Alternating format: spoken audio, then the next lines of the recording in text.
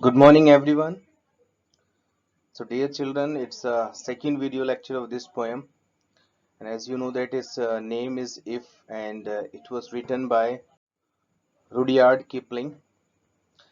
In this video lecture, basically, we are going to talk about the question answer of this chapter. So, now let's start.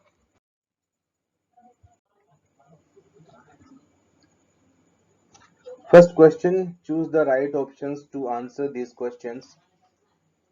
With every statement, four options are there. Out of these four options, you have to choose one option. First statement is that what do you think it means to walk with kings? Walk with kings, इस बात से आप क्या समझते हो? Actually walk down the street with some kings. कुछ Kings के साथ स्ट्रीट में जाना. Second option, be friends with people who are successful and have everything. ऐसे लोगों का दोस्त बनना जो सक्सेसफुल हैं और उनके पास सब कुछ है. Carry a king from a chess set in your pocket. Chess में से एक किंग अपनी पॉकेट में रखना जो चेस की गेम में किंग होता है. Be friends with people who think you are a king. ऐसे लोगों का दोस्त बनना जो सोचते हैं कि तुम एक किंग हो. So which is the right option? You have to choose. Come on, the second statement. What does the poet mean by yours is the earth and everything that's in it? Poet इस बात से क्या कहना चाहता है कि अर्थ तुम्हारी होगी और एवरीथिंग जो इस पर है वो तुम्हारा होगा. What does poet mean of this phrase or this sentence? You become the ruler of earth and literally own everything in it. तुम अर्थ के रूलर बन जाओगे, मालिक बन जाओगे, गवर्न करने वाले बन जाओगे और सब चीज पर तुम्हारा अधिकार होगा. You will be a failure on earth and never get anywhere in life. तुम अर्थ के फेलियर बन जाओगे और तुम कुछ भी नहीं अपनी लाइफ में प्राप्त कर पाओगे.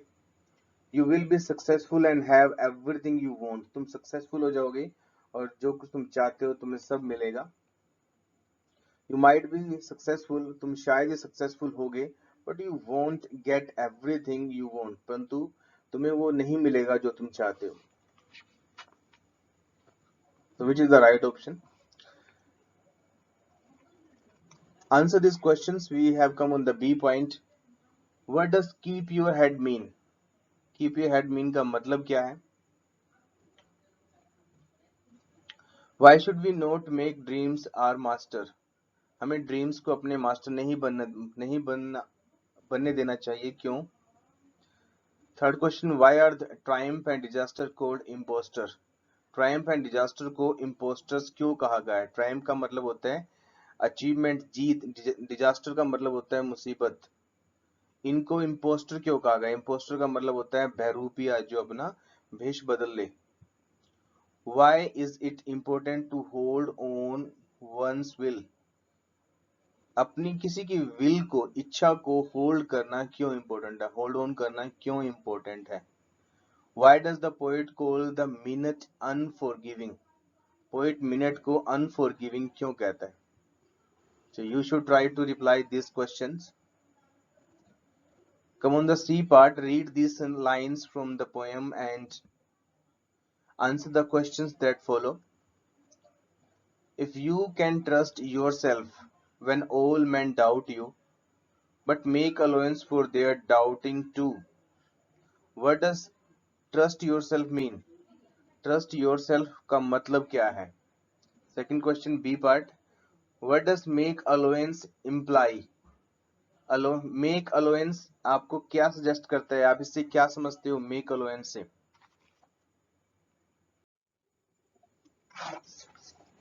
If you can force your heart and nerve and sinew to serve your turn long after they are gone, what does the speaker mean by heart, nerve and sinew?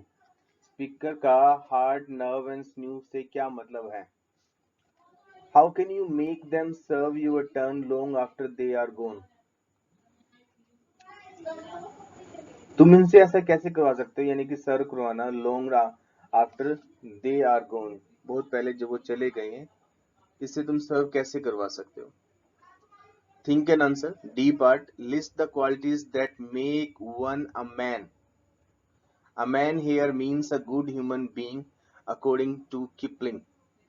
Kipling के according एक man का मतलब होता है एक good human being, एक अच्छा इंसान।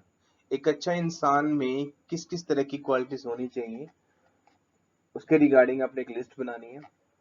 ई part discuss in the class. Dear children, we are not in the class, so this answer this question you can discuss with your parents or with your family members or friends.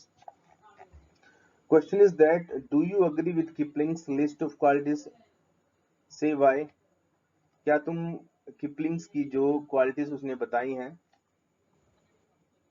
उन qualities से क्या तुम agree करते हो? क्या एक अच्छा इंसान बनने के लिए वो सभी क्वालिटीज चाहिए? अपने जो आंसर दोगे उसके साथ में वाई का रिप्लाई भी दो, यानी क्यों, ऐसा क्यों लगता है तुम्हें। Now back exercise appreciation we are going to understand. When abstract qualities are given a personality, it is called personification. The poet calls triumph and disaster impostor. An impostor is a person who pretends to be someone else. Why does the narrator do so? Can you find another examples of personification in the poem? तो उत्तर कहता है कि जब हम किसी चीज को human being की क्वालिटीज दे देते हैं, जब हम किसी चीज को बेसिकली नॉन लिविंग थिंग्स को या एब्स्ट्रैक्ट नाउन्स को जब हम ह्यूमन बीइंग्स की क्वालिटी दे देते हैं तो उस क्वालिटी देने के प्रोसेस को बोलते हैं पर्सोनिफिकेशन। जैसे मैं कहता हूँ कि दीवार है और दीवार पे बहुत अच्छा सा पेंट हुआ है और फिर मैं कहता हूँ कि द फेस ऑफ दीवार, the face of wall is quite awesome. मैं कहता हूँ कि इस दीवार का जो फेस है वो बहुत ऑसम है, बहुत बढ़िया है। तो फेस तो ह्यूमन बीइंग के होते हैं, इंसानों के होते हैं, परंतु मैं नॉन लिविंग थिंग्स को ह्यूमन बीइंग का नाम दे रहा हूँ, क्वालिटीज दे रहा हूँ। तो जब हम नॉन लिविंग थिंग्स को या एब्स्ट्रैक्ट नाउन्स को ह्यूमन बीइंग की क्वालिटीज देते हैं तो उस प्रोसेस को बोलते हैं पर्सोनिफिकेशन। जिस तरह पोइट ने ट्रायम्फ और डिजास्टर को इम्पोस्टर बोल दिया, यानी कि जीत को और विनाश या मुसीबत को उसने इम्पोस्टर बोल दिया। यानी इम्पोस्टर तो ऐसे पर्सन को बोलते हैं जो हो कुछ और दिखावा कुछ करे, बहरूपिया हो, यानी हो अंदर से गलत पर्सन परंतु दिखावा करे कि वो अच्छा पर्सन है। तो उसने ट्रायम्फ को और डिजास्टर को इस तरह की क्वालिटीज दी, यानी कि उसको इम्पोस्टर बोला। तो इस प्रोसेस को कहा जाता है पर्सोनिफिकेशन। जब नॉन लिविंग थिंग्स को एब्स्ट्रैक्ट नाउन को किसी ह्यूमन बीइंग की क्वालिटी दी जाती है तो उस क्वालिटी देने के प्रोसेस को बोलते हैं पर्सोनिफिकेशन। तो आपने और एग्जांपल्स निकालने हैं इस पोएम्स में कि पर्सोनिफिकेशन की जो एग्जांपल्स हो। The poet has used symbols in the poem, that is used words that actually represent something else. तो सिंबल्स वर्ड्स पोएट ने यूज किए हैं इस पोएम के अंदर। वो वर्ड्स आपने फाइंड आउट करने हैं। Match the symbols to right meaning. कुछ वर्ड्स दिए गए हैं, उनका मीनिंग फाइंड आउट करो। जैसे knaves, crowds, kings, common touch, इनके मीनिंग सामने लिखे हैं। आपने बताना है कि मैच करना है कि कौन सा वर्ड कौन से मीनिंग से मैच होता है।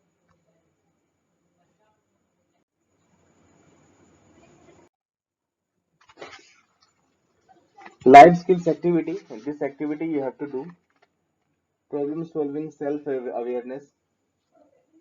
Sometimes the negative thoughts that we have can make us feel awayful. Cross out the negative thoughts that would make people feel more upset and frustrated and color the positive thoughts. कभी कभी हमारे अंदर जो negative thoughts आती हैं, गलत बातें आती हैं, गलत धारणाएं आती हैं, सोच आती हैं, वो हमें कोई काम को नहीं करने देती। तो ये जो फ्लावर्स बने हुए हैं, इन फ्लावर्स में कुछ नेगेटिव थॉट्स और कुछ पॉजिटिव थॉट्स दिए गए हैं। जो नेगेटिव थॉट्स तुम्हें लगते हैं उसे क्रॉस आउट करो और जो पॉजिटिव थॉट्स लगते हैं उसे तुम कलर करो। जैसे दिस इज इम्पॉसिबल। तो दिस इज इम्पॉसिबल हम तब बोलते हैं जब हमारे अंदर नेगेटिव थॉट्स आए, यानी कि जब हमें कोई काम मुश्किल लगे, हम कहें ये तो इम्पॉसिबल है, तो नेगेटिव थॉट ऐसे क्रॉस आउट करना है।